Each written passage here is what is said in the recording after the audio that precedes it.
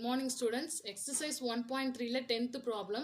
The data in a adjacent table debits the length. So ஒரு adjacent table கொடுத்திருக்காங்க. So என்ன கொஸ்டினோ அதுக்கு தேவையான ஆன்சர்ஸும் அவங்களே ஜாயினிங்ல கொடுத்திருக்காங்க. அதான் என்னது adjacent table debits the length of a woman 4 hands and her corresponding height. So ஒரு பர்சன் நம்ம எடுத்துக்கிட்டோம்னா woman அவங்களோட முழங்கை 4 handனா முழங்கை. So அவங்களோட முழங்கை அப்புறம் நெக்ஸ்ட் என்னன்னா அந்த அவங்களோட ஃபுல் ஹைட்டு அதுதான் எக்ஸ்ன்னு எடுத்திருக்கோம். ஒரு பர்சனா அந்த ஒரு பர்சனோட கை அவங்களோட height based on this data. So already அவங்க டேட்டாவும் கொடுத்துட்டாங்க. A student find a relations between the height y and 4 hands x. So அப்போ என்ன எடுத்துட்டாங்கன்னா அந்த பர்சனோட ஃபுல் ஹைட்டை ஒய்னும் அந்த பர்சனோட 4 hands என்ன எடுத்திருக்காங்க எக்ஸ்னு எடுத்திருக்காங்க. as y equal to ax plus b. So equation y equal to ax plus b ன்னு எடுத்திருக்காங்க. where a b are constant. a and b என்னன்னு சொல்லிட்டாங்கன்னா constant சொல்லியாச்சு. ஸோ என்ன நம்ம ஃபைண்ட் அவுட் பண்ணணும்னா check if this relation is a function. So function and find out பண்ணணும். function சொல்லலாம் என்ன சொல்லியிருக்கேன் டொமைனில் இருக்க எல்லாமே என்ன ஆகணும் மேப்பிங் ஆகிருக்கணும். அதே மாதிரி என்ன சொல்லியிருக்கோம் ஆல்ரெடி ஒருத்தர் 2 பேர் கொடுத்தா அது என்னது ஃபங்க்ஷன் கிடையாது. 2 பேர் ஒருத்தர் கொடுத்தாங்கன்னா 2 நம்பர்ஸ் ஒரே இடத்துல மேப்பிங் ஆயிடுச்சுன்னா அது என்னது ஃபங்க்ஷன்ஸ். அதே மாதிரி டொமைன் எல்லாமே என்ன ஆகிருக்கணும் மேப்பிங் ஆகிருக்கணும். அது கிராஸில் மேப்பிங் ஆனாலும் ஃபங்க்ஷன் தான். ஸோ இதான் தான் ஃபங்க்ஷன். ஸோ இப்படி கொடுத்துருக்க நம்ம ஃபங்க்ஷனான்னு செக் பண்ணணும். Next find A and B. ஏவோட வேல்யூ பியோட வேல்யூ சப்ஸ்டியூட் பண்ணும். Third one find the height of the woman whose 4 hand length is 40 centimeter. So என்ன கொஸ்டின்னா ஒரு பொண்ணோட 4 hand length வந்து அவங்களோட முழங்கை 40 சென்டிமீட்டர்னா அப்போ அவங்களோட ஃபுல் லென்த் அவங்களோட ஹைட் என்னவா இருப்பாங்கன்னு கண்டுபிடிக்கணும். Next subdivision 4 find the length of 4 hand of woman if her height is 53.3 inches. Suppose ஒரு பொண்ணோட ஹைட் 53.3 இருந்துச்சுன்னா அவங்களோட முழங்கை என்ன லென்த்தில் இருக்கும். ஸோ இதை நம்மளோட 4th கொஸ்டின். சப்டிவிஷன் 1 கண்டுபிடிக்க போகிறேன். Check if the relation is a function. So ஃபங்க்ஷனை ஆல்ரெடி சொல்லியிருக்கேன் கரெக்டாக மேப்பிங் ஆயிருக்கணும்னு. ஸோ மேப்பிங் நம்ம கண்டுபிடிக்க போகிறோம். இதான் நம்ம கொடுத்துருக்க டேட்டா அது அப்படியே இருங்க. ஃபஸ்ட்டு ஒன் ஃபுல்லாக 4 hand அது எக்ஸ்ன்னு அப்படியே எடுத்துட்டேன். செகண்ட் ஒன் ஃபுல்லாக ஹைட்டு ஒய்ன்னு எடுத்தாச்சு. இது நான் என்ன எழுதிட்டேன் ஆரோ டயக்ராமில் எழுதிட்டேன். ஸோ ஃபங்க்ஷனாக இருக்கணும்னு சொன்னேன் ஆல்ரெடி என்ன இருக்கும் மேப்பிங் எல்லாம் ஈக்குவலாக எல்லாமே மேப்பிங் ஆயிருக்கணும்.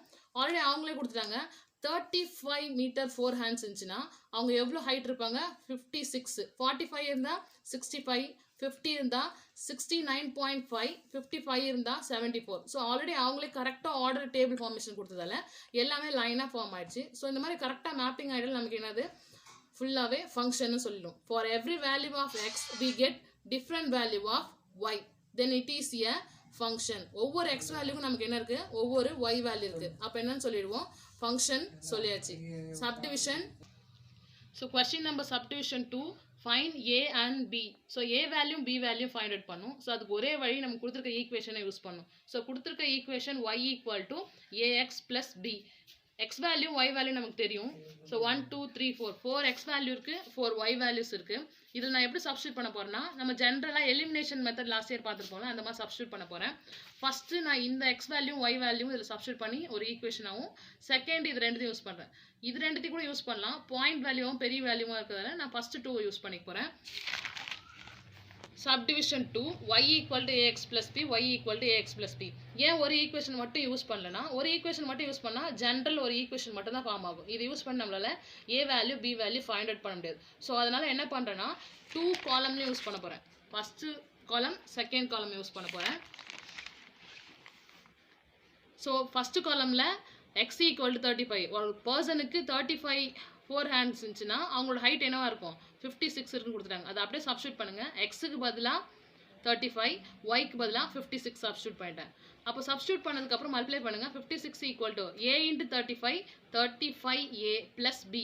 இதுக்கப்புறம் இது எதுவும் ஆட் சப்ராக்ட் பண்ண முடியாது. ஃபஸ்ட் ஈக்குவேஷன் அப்படியே வச்சாச்சு. செகண்ட் ஈக்குவேஷனை பாருங்கள். அந்த காலமில் கொடுத்த செகண்ட் வேல்யூ தான் எடுத்திருக்கேன்.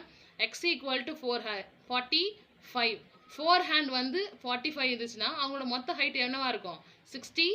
அப்படியே சப்ஸ்டியூட் பண்ணுங்க ஈக்குவேஷனில். ஒய்யோட value 65 equal to A into எக்ஸோட வேல்யூ 45 ப்ளஸ் பி. 65 எதுவும் பண்ண முடியாது அப்படியே வச்சுக்கோங்க. A into 45 A first constant. அதுக்கப்புறம் தான் என்ன பண்ணணும் ஈக்குவேஷன் எழுதணும் ப்ளஸ் பி. இதுக்கப்புறம் இந்த ஈக்குவேஷன் எந்த ஆட் சப்ட்ராக்ட்னு பண்ண முடியாது. செகண்ட் ஈக்குவேஷன் வச்சுக்கோங்க. லாஸ்ட் இயர் எலிமினேஷன் மெத்தட் பார்த்துருப்போம். அதே மாதிரி தான் ஃபர்ஸ்ட் ஈக்குவேஷன் அப்படியே எழுதிட்டேன், செகண்ட் ஈக்குவேஷன் ஃபுல்லாக அப்படியே எழுதிட்டேன். இதுக்கப்புறம் இதில் எதுவும் நம்மளால பண்ண முடியாது. அதனால என்ன பண்ணியிருக்கேன்னா ஆஸ் யூஷுவல் சிம்பிள் சேஞ்சஸ் பண்ணியிருக்கேன். ப்ளஸ்ஸாக இருந்தால் மைனஸ், ப்ளஸ்ஸாக இருந்தால் மைனஸ், ப்ளஸ்ஸாக இருந்தால் மைனஸ். எப்பவுமே என்ன பண்ணுவோம், செகண்டாக இருக்க ஈக்குவேஷனில் மட்டும் தான் சிம்பிள் சேஞ்ச் பண்ணும். சிம்பிள் சேஞ்சஸ் பண்ணிட்டேன். ஸோ இது ரெண்டுத்தையும் நம்மளால ஒன்றும் பண்ண முடியாது. இது ரெண்டுத்தையும் நம்ம கேன்சல் பண்ண முடியாது. ஸோ இது பி மட்டும் தான் நம்மளால என்ன பண்ண முடியும், கேன்சல் பண்ண முடியும். இங்கே 1b இருக்குன்னு அர்த்தம், இங்கேயும் 1b இருக்குன்னு அர்த்தம். So plus into minus minus, 1bயில் 1b போயிடுச்சுன்னா 0. ஸோ பி வேல்யூ மட்டும் கேன்சல் பண்ணியாச்சு. 56 மைனஸ் 65 என்னது 9, பிகஸ்ட் நம்மளோட சிம்பிள் மைனஸ். 35aல 45a போயிடுச்சுன்னா மைனஸ் 10a, பிகஸ்ட் நம்மளோட சிம்பிள் மைனஸ். ஸோ ரெண்டு சைட்லையும் ஒரு எலமெண்ட் தான் இருக்குது. 10aன்றது ஒரு எலமெண்ட், 9ன்றது ஒரு எலமெண்ட்.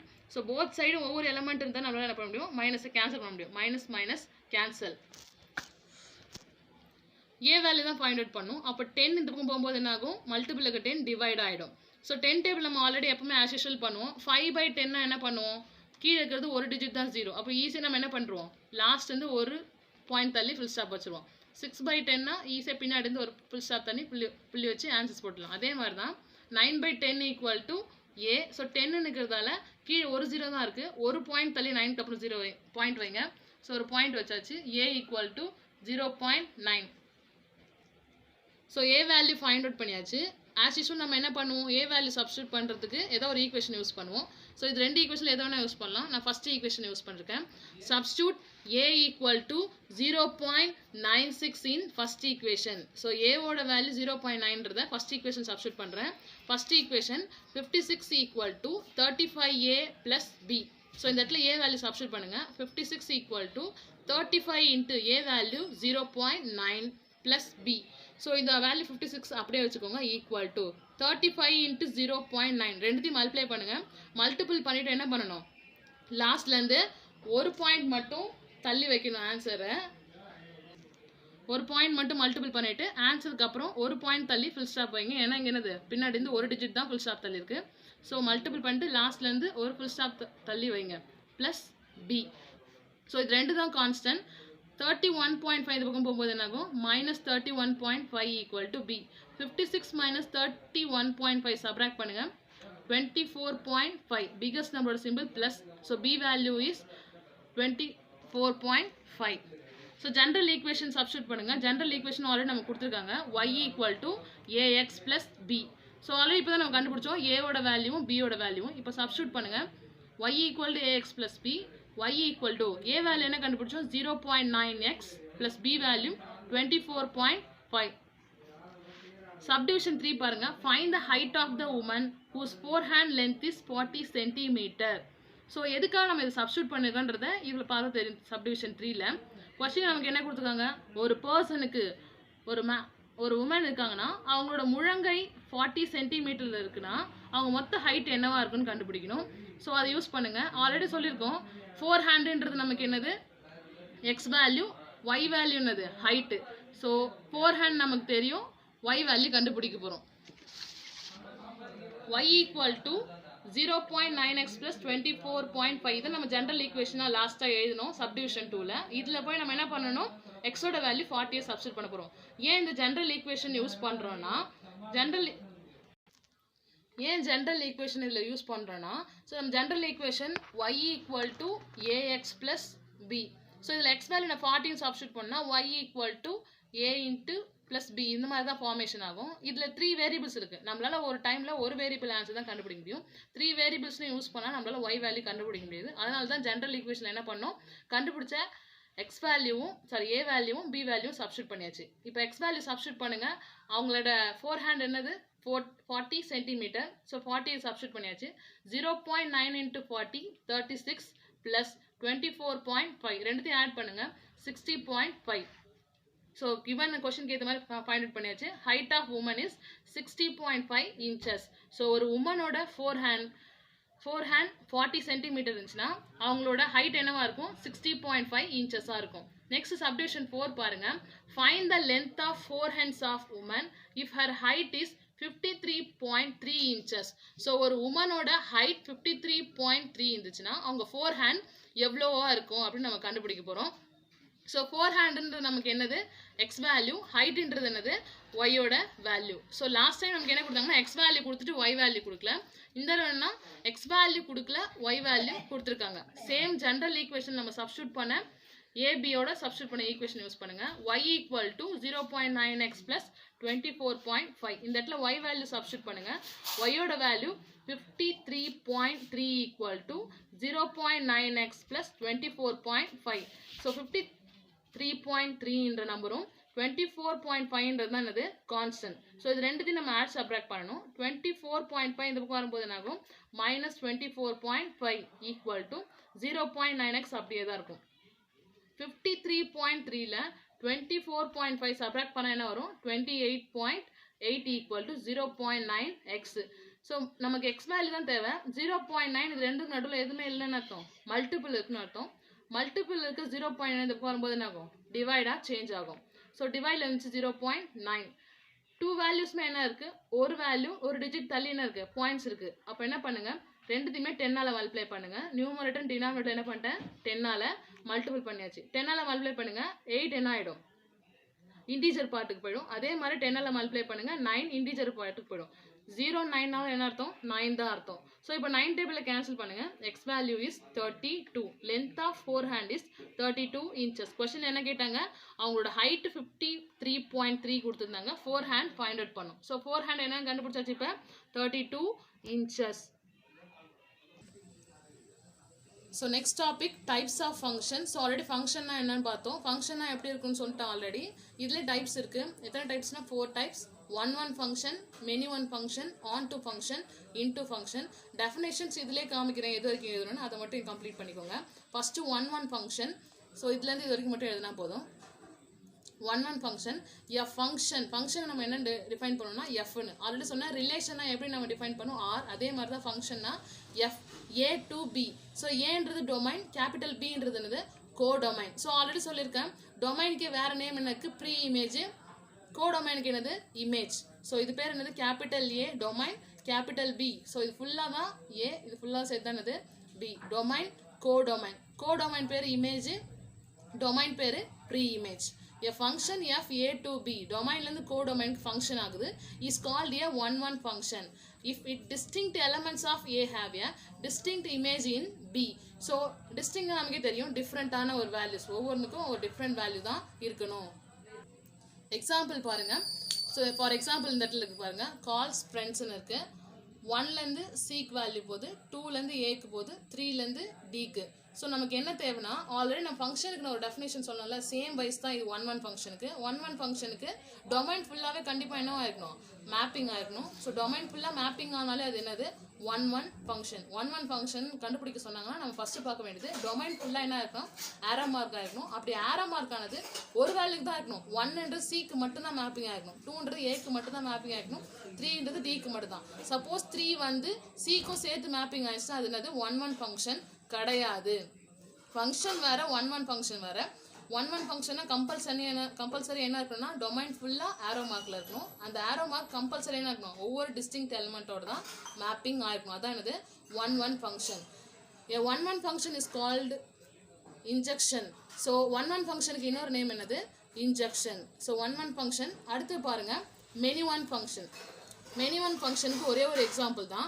மெனி ஒன் சொல்லும்போது தெரியும் ஒரு வேல்யூலேருந்து நமக்கு என்ன பண்ண போகுது நிறையா வேல்யூஸ்க்கு மேப்பிங் ஆக போகுது. ஸோ மேப்பிங் ஆகிற வேல்யூஸை பாருங்கள் பர்சன், ஃபிலிம்ஸ். ஸோ இதான் இருக்கிறதுல ஈஸி. ஒரு பர்சனால் என்ன பண்ண முடியும்னா நிறையா மூவிஸ்க்கு போக முடியும். ஸோ இதுதான் நமக்கு ஈஸியாக எக்ஸாம்பிளாக சொல்ல முடியும். மெனி ஒன் ஃபங்க்ஷன் வந்து ஒரு பர்சன் நிறையா மூவிஸை பார்க்கலாம். ஒரு பர்சன் ஒரு மூவி தான் பார்க்கணும் அப்படின்னு எந்த ரெஸ்ட்ரிக்ஷனும் கிடையாது. ஸோ ஒரு பர்சன் மூவி 1ஐயும் பார்க்கலாம், ஃபிலிம் 1ஐயும் பார்க்கலாம், ஃபிலிம் 2, ஃபிலிம் 3 எத்தனை ஃபிலிம்ஸ் வேணால் பார்க்கலாம். ஸோ அதான் என்னது மெனி ஒன் ஃபங்க்ஷன். டெஃபினேஷன்ஸ் இப்போ காட்டுறேன்.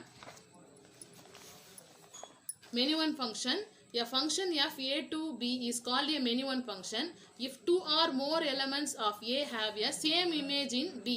ஸோ டொமைனில் ஏதாவது ஒரு எலமெண்ட் இருந்தால் கூட போதும். இதில் ஃபிலிம் 1, ஃபிலிம் 2, ஃபிலிம் 3. ஸோ ஒரு பர்சனே ஃபிலிம் 1ஐயும் பார்க்கலாம், ஃபிலிம் 2ஐயும் பார்க்கலாம், ஃபிலிம் 3ஐயும் பார்க்கலாம். ஸோ இதே மாதிரி 3 எலமெண்ட்ஸ் ஒரே இடத்துல மேப்பிங் ஆயிடுச்சுன்னா அது பேர் என்னது மெனி ஒன் ஃபங்க்ஷன். மெனின்னு சொல்லும்போது நமக்கு தெரியுது 2 or more, அதை விட கம்மியாக தான் இருக்கக்கூடாது. 2 or 3 அதுக்கு மேலே இருந்தால் அது பேர் என்னது மெனி ஒன் ஃபங்க்ஷன்ஸ். ஸோ இதுக்கு எக்ஸாம்பிள்ஸ் இதான். நெக்ஸ்ட் இந்த லாஸ்ட் டைம் இந்த ஃபிலிம்ஸ் காட்டல, இதான் examples. Next one onto function. So onto function definition. a function f, இந்த பாக்ஸ் மட்டும் எழுதுங்க. a function f a to b, same அதே மாதிரி capital A domain, capital B codomain, is said to be a onto function if range of f is equal to the codomain of f. An onto function is called a surjection. So already one பார்த்தேன், one function என்னன்னு சொன்னேன், injection. அதே மாதிரி onto ஃபங்க்ஷனுக்கு இன்னொரு name என்ன இருக்கு, surjection. So இந்த எக்ஸாம்பிள் பார்க்கும்போது இன்னும் ஈஸியாக புரியும். onto function. ஸோ onto ஃபங்க்ஷன்னா கம்பல்சரி என்ன இருக்கணும்னா இந்த சைட் ஃபுல்லாக டொமைனுக்கு அப்படியே ஆப்போசிட் தான் என்னது, கோடொமைன். அதே மாதிரி தான் நமக்கு என்னன்னா ஒன் ஃபங்க்ஷனுக்கு ஆப்போசிட் தான் என்னது, onto ஃபங்க்ஷன். ஒன் ஃபங்க்ஷன் என்ன சொன்னேன், டொமைன் ஃபுல்லாக கம்பல்சரி ஒரு எலமெண்ட்டோட என்ன இருக்கணும், மேப்பிங்காக இருக்கணும். அதுக்கு ஆப்போசிட் தான் onto ஃபங்க்ஷன். onto ஃபங்க்ஷன் என்ன இருக்குன்னா கோடொமைனில் இருக்க எல்லாமே மேப்பிங்காக இருக்கணும். சப்போஸ் இங்கே ஒரு எலமெண்ட் விட்டு இருந்தாலும் அதை பற்றி நமக்கு வந்து ஒரு பொருட்டு இல்லை. நமக்கு முக்கியமானது என்னன்னா கோடொமைன் ஃபுல்லாகவே என்ன இருக்கணும், மேப்பிங்காக இருக்கணும். ஃபார் எக்ஸாம்பிள் நான் இங்கே காட்டுறேன் பாருங்க, 1 2 3 இருக்கு, 5 4 5 இருக்கு. 4 2 மேப்பிங் ஆயிருக்கு, 5 2 மேப்பிங் ஆயிருக்கு. ஸோ இதுதான் என்னது onto ஃபங்க்ஷன். ஒன் ஃபங்க்ஷன்னா டொமைன் ஃபுல்லாக மேப்பிங் ஆயிருக்கணும். அதுவே onto ஃபங்க்ஷன்னா கோடொமைன் ஃபுல்லாக. இது ரெண்டுமே இப்போ ஆரோ மார்க்கில் இருக்குல்ல, இதான் என்னது onto ஃபங்க்ஷன். இந்த பக்கம் நமக்கு ஆரோ மார்க் ஆயிருக்கா இல்லையா அதெல்லாம் நமக்கு தேவையில்லை. ஸோ நமக்கு தேவை வந்து கோடொமைனில் இருக்க எல்லாமே மேப்பிங் ஆயிருக்கணும். அது பேர் தான் என்னது onto ஃபங்க்ஷன்.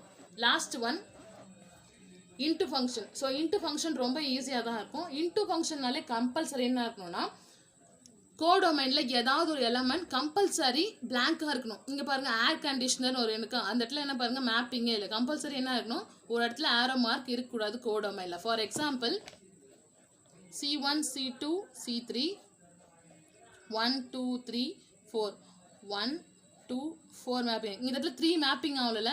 ஸோ இந்த மாதிரி கோடொமைனில் ஏதாவது ஒன்று கம்பல்சரி மேப்பிங் ஆகாமல் இருந்தால் தான் அது பேர் என்னது இன்ட்டு ஃபங்க்ஷன். அதோட definition, a function f a to b is called an into function if there exists at least one element in b which is not the image of any element of a. So இதில் சொல்லிருக்காங்க at least one element in b. b னா என்னது நமக்கு சொல்லியிருக்கேன் already, codomain. கோடொமைனில் which is not the image of any element of a. So bல ஏதாவது ஒன்று கோடொமைன்லேருந்து ஏதாவது ஒரு எலமெண்ட் என்ன ஆகணும், மேப்பிங் ஆகாமல் இருக்கணும். ஸோ ஆல்ரெடி 4 டைப்ஸ் சொல்லிட்டேன். First one function. ஒன் ஃபங்க்ஷன்னா கம்பல்சரி என்னவா இருக்குன்னு சொல்லிட்டேன், டொமைன் ஃபுல்லாக மேப்பிங்காக இருக்கும். அது பேர் one function. Next one many one function. ஒரே ஒரு நம்பர்லேருந்து என்ன இருக்கணும், நிறையா நம்பர்ஸ்க்கு கோடொமைனுக்கு மேப்பிங் ஆயிருக்கணும். அது பேர் தான் என்னது many one function. Next one onto function. onto ஃபங்க்ஷன்னா என்ன சொன்னேன், அப்படியே ஒன் ஃபங்க்ஷனுக்கு ஆப்போசிட் தான் என்னது onto. இதில் டொமைன் ஃபுல்லாக என்ன ஆயிருக்கணும், மேப்பிங் ஆயிருக்கணும். ontoல கோடொமைன் ஃபுல்லாக, அதாவது செகண்ட் டயக்ராம் ஃபுல்லாக என்ன ஆயிருக்கணும், மேப்பிங் ஆயிருக்கணும். இன்ட்டுனா என்னன்னு சொன்னேன், கோடொமைனில் இருக்க ஏதாவது ஒரு வேல்யூ கம்பல்சரி என்னவா இருக்கணும், மேப்பிங் ஆகாமல் இருக்கணும். Into function. ஸோ எனக்கு ஹோம் ஒர்க்ஸாக எல்லாருமே டைப்ஸ் ஆஃப் ஃபங்க்ஷன் இந்த 4 டைப்லையும் ஒவ்வொரு எக்ஸாம்பிள் நீங்களாக எழுதணும். யாருமே ஒருத்தவங்களை பார்த்து இன்னொருத்தவங்க காப்பி பண்ணக்கூடாது. ஒவ்வொருத்தவங்களோட வேல்யூஸும் ஆல்ஃபபெட்டிக் நம்பராக இருக்கலாம், இல்லைனா வேறு எந்த வேணால் நீங்கள் சிம்பிள்ஸ் கூட யூஸ் பண்ணிக்கலாம். ஆனால் ஒவ்வொருத்தவங்களும் எனக்கு டிஃப்ரெண்ட் நம்பர்ஸ் யூஸ் பண்ணி ஒவ்வொருத்தவங்க மேப்பிங் டிஃப்ரெண்ட்டாக பண்ணி தான் எனக்கு ஹோம் ஒர்க்ஸ் அனுப்பணும். Thank you students.